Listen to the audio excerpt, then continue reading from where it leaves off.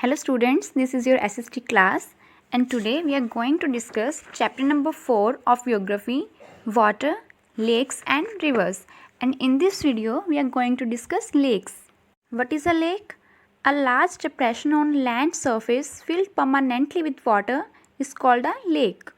Simply you can understand that lakes are water bodies filled with slowly moving or standing water.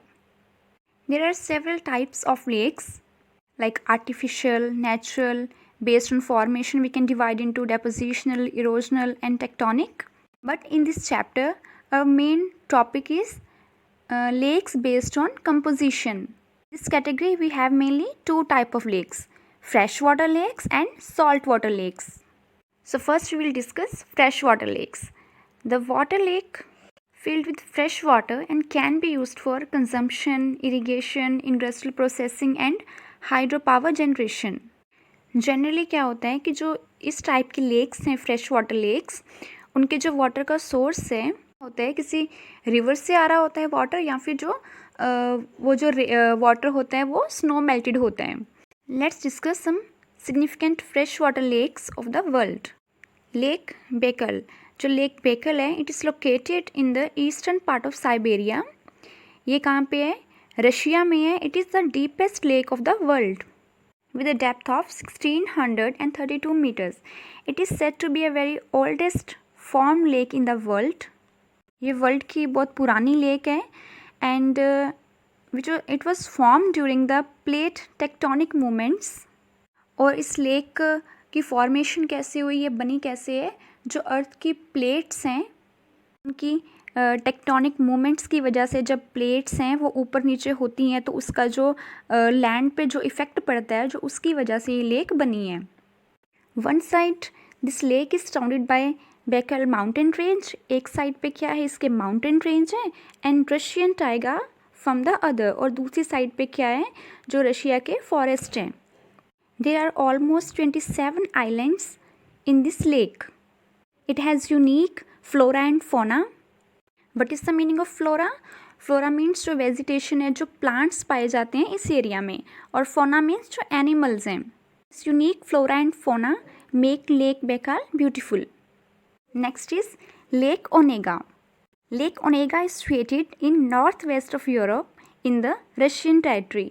ये Russian territory है में है और जो यूरोप के नॉर्थ वेस्ट साइड पे आती है.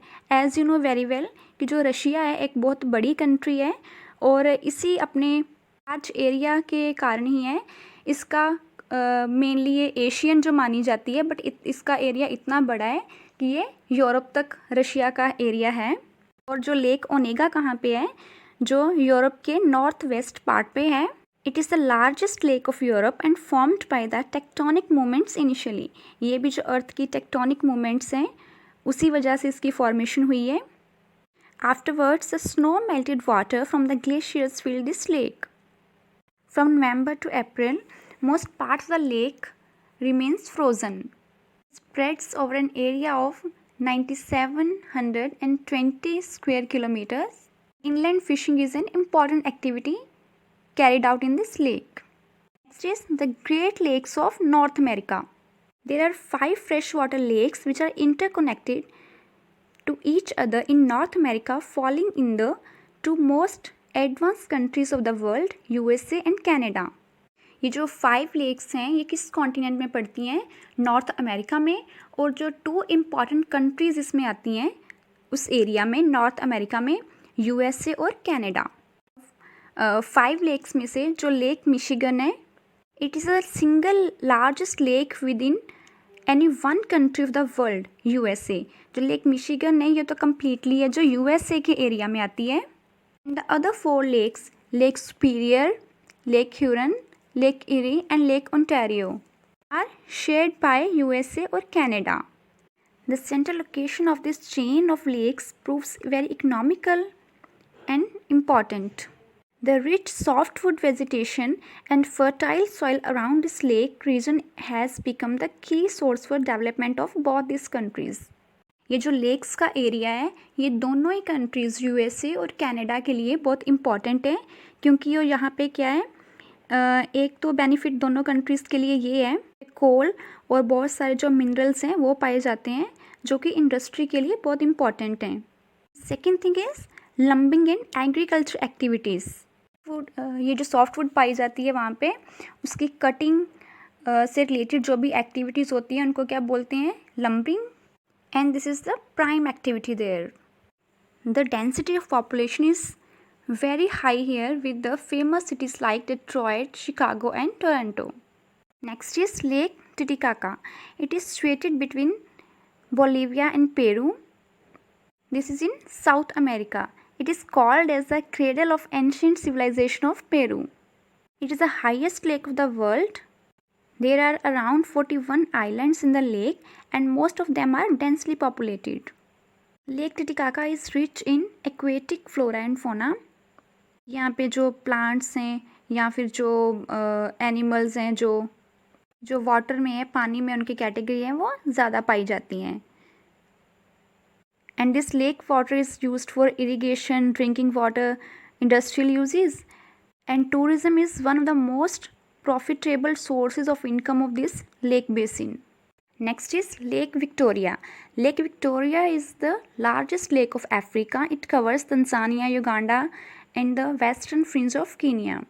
It is the second largest freshwater lake of the world after Lake Superior. Lake Superior के बाद ये second है जो largest freshwater lake है. It is also formed by faulting action, means results from the action of plate tectonic forces. Production of hydroelectricity by raising the level of the water in the lake has proven beneficial. Besides, the lake basin has rich soil which is good for agriculture, livestock herding and floriculture.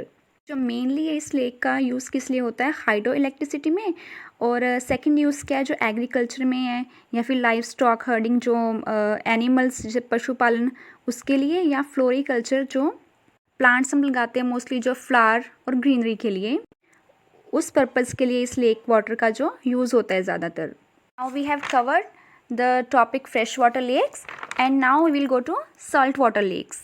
The lake that is filled with saline water is called the salt water lake.